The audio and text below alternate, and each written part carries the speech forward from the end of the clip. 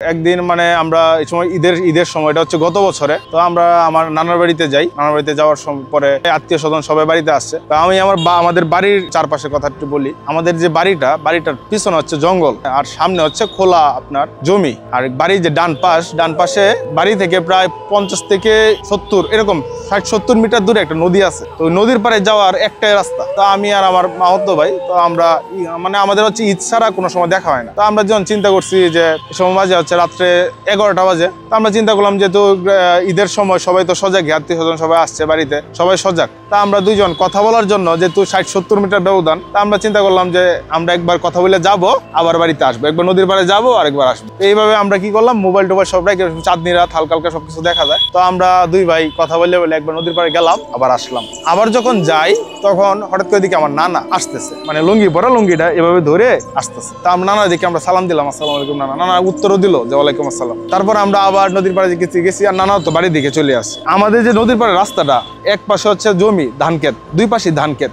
ওই সময় হচ্ছে আপনার এখন যে সিজনটা ধান হইতেছে, ধান ক্ষেতে পানি আছে, এরকম ছিল আর কি। তো আমরা দুই ভাই আবার বাড়ির দিকে গেলাম। আবার যখন যাই ঠিক এই জায়গার মধ্যেই, এই জায়গাটা হচ্ছে একটা কাঁঠাল বাগান, এর পাশে একটা শিমুল গাছ আছে অনেক আগে। যাই তখন দেখি আমার নানা আবার আসতেছে। হ্যাঁ, আমার মানে যে নানাকে আমরা সালাম দিলাম কিছুক্ষণ আগে, এই নানা আবার আসতেছে ঠিক এইভাবেই। তো আমরা নানারে আবার সালাম দিলাম, নানা আসসালামু আলাইকুম। নানা আবার উত্তরও দিল যে ওয়ালাইকুম আসসালাম। পরে আমরা দুই ভাই চিন্তা করতেছি, কিন্তু নিজেদের মধ্যে আলোচনা করতেছি কি ব্যাপার, নানার মাত্র দেখলাম গেল, এখন আবার কোন জায়গা থেকে আসলো, মানে এই চিন্তা ভাবনা করে পরে বাড়িতে চলে গেলাম। চলার পরে আমার বড় মামার কাছে গেলাম, বললাম যে মামা এরকম ঘটনা, তো আমরা তো বুঝতেছি না যে নানা কিভাবে আসলো। পরে আমার বড় মামা বললো যে এইটার সমাধান তোমার নানা দিতে পারবে, তোমার নানার কাছে যাও। আমরা নানার কাছে গেলাম। তারপর নানার জিজ্ঞেস করলাম যে নানা তুমি কি 2বার আসছিলা, মানে এই নদীর পাড়ে আমাদের এখানে একটা মসজিদ আছে আর কি। নানারে বললাম যে আমরা প্রথমবার যখন গেলাম তখন তোমার দেখলাম, আসার সময় তুমি যদি আমাদের পাশ দিয়ে যাইতা, যেহেতু চাঁদনি রাত, রাস্তার 5 ফিট হবে, 5 ফিটে 5 থেকে 6 ফিট। তা আমরা তো দুইজনে একটু স্বাস্থ্যবান মানুষ, তো